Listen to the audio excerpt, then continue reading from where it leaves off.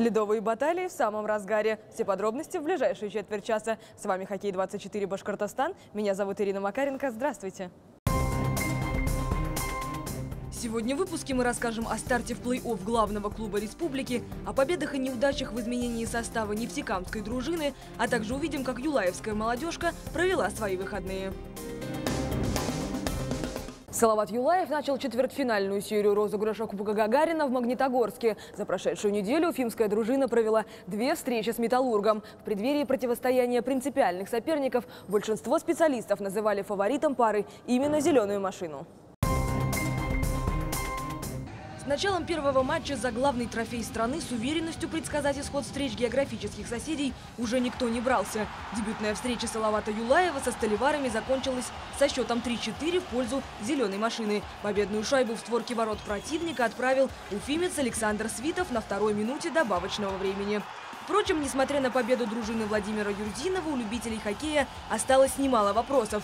Связаны они с 2 незасчитанными шайбами юлаевцев. На 23-й и 56-й минутах матча судья видеогола не засчитал взятие ворот. Оба раза не повезло Олегу Сапрыкину. По этому поводу департамент судейства КХЛ обнародовал свои разъяснения.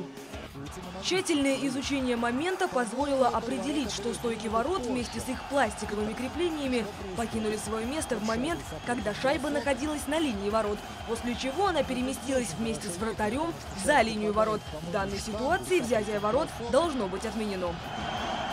Здесь не очень хорошо видно, потому что шайба попадает, по-моему, в штангу. Взятие ворот на 56-й минуте могло быть засчитано лишь в том случае, если бы Олег Сапрыкин перед пересечением шайбы линии ворот успел добить ее туда клюшкой. Игроку не удалось произвести это техническое действие, и шайба зашла в ворота непосредственно после удара головой.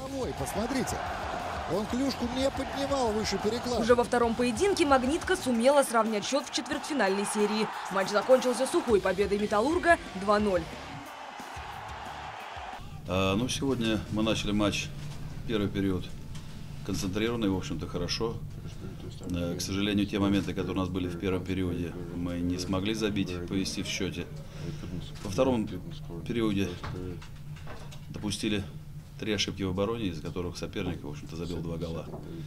Но сражались до конца, воевали до сирены. А вот болельщики во время игр Салавата болели за родной клуб не только у домашних телевизоров, но и смотрели игры на больших экранах. Чаще всего приходится, конечно, дома смотреть, после работы уставший прихожу. Но если получается, то обязательно в арену, конечно, никак иначе. Ставки экспертов в основном 4-1 в пользу Салавата Юлаева. Но я тоже думаю, одну игру все-таки отдадим, пусть порадуются ребята.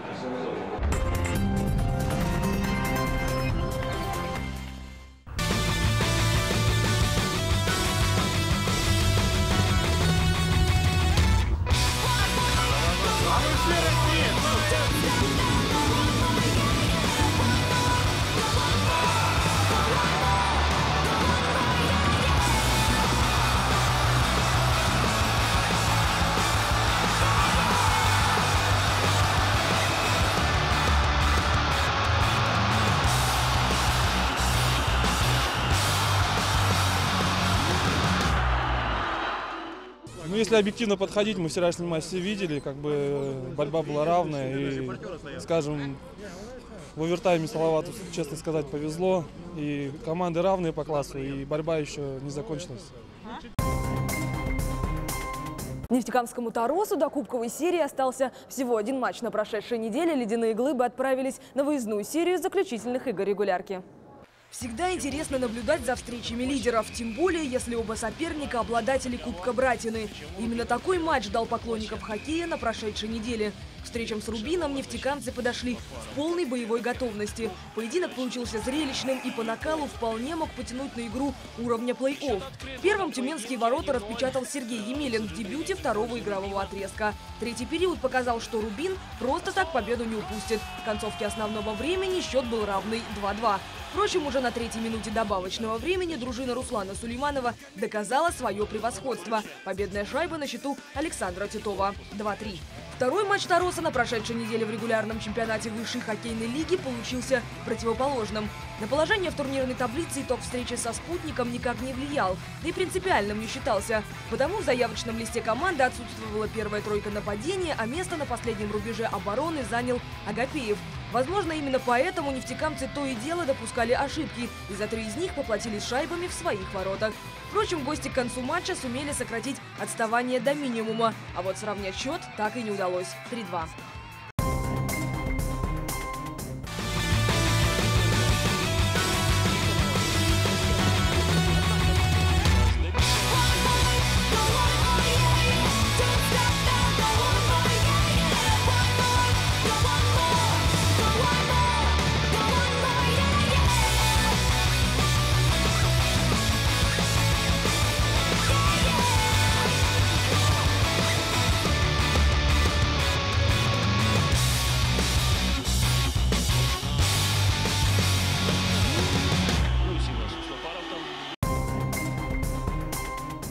А вот юлаевская молодежка на прошедшей неделе отдыхала. Это связано с проведением матча звезд МХЛ, который прошел в Екатеринбурге. К слову, на него попал и игрок уфимского «Талпара» Булат Хаматов в составе сборной «Востока». Матч закончился со счетом 3-1 в пользу восточной молодежи.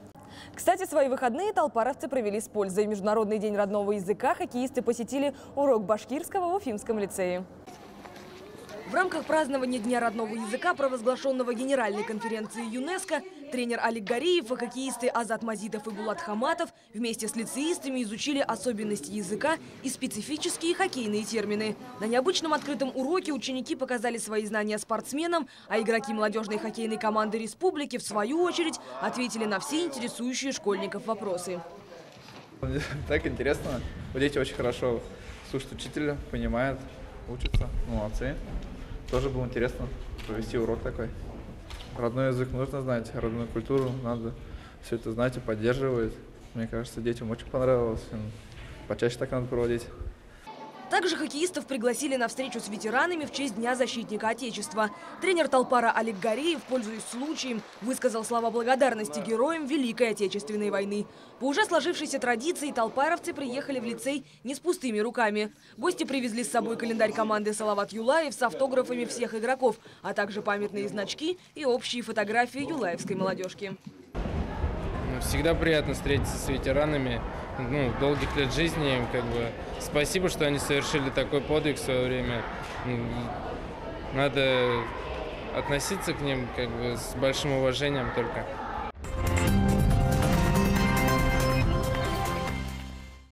Прямо сейчас в Уфа-арене проходит третий матч плей-офф между уфимским «Салаватом» и магнитогорским «Металлургом». Напомним, что по регламенту в каждой конференции серии матчей проводится до 4 побед. После 2 выездных игр счет равный 1-1.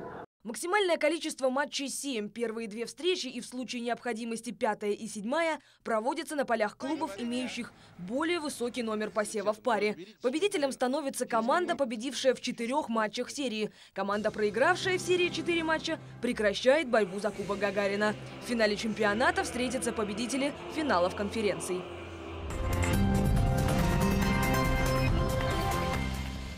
Билеты на сегодняшний матч в продажу поступили еще 10 дней назад и за считанные дни были выкуплены болельщиками юлаевцев. По состоянию на сегодняшнее утро в кассах Уфа-арены оставались только те билеты, которые были забронированы за поклонниками магнитогорского клуба. Однако сегодня выкупили и их. Болельщики «Металлурга» прибыли в Уфу за 1,5 часа до матча. В столицу республики прибыл солидный десант из Магнитогорска. В успехе своих любимцев никто из них, конечно, не сомневается. А причиной тому, как говорят фанаты, служит специальный ритуал. Мы приехали, чтобы победить. Когда они снимают атрибутику перед вашей такой замечательной ареной, которую проводили здесь молодежный чемпионат мира в этом году, плохо, конечно, что взяли только бронзу. Главная традиция – это не бриться во всем плей-офф, как и у хоккеистов. Традиции есть традиции, и их надо чтить. По-особенному готовились к сегодняшнему матчу и в уфимском клубе. Талисманы команды «Салават» и «Юлай», пережившие в этом году очередное перерождение, также уверены в победе своих кумиров.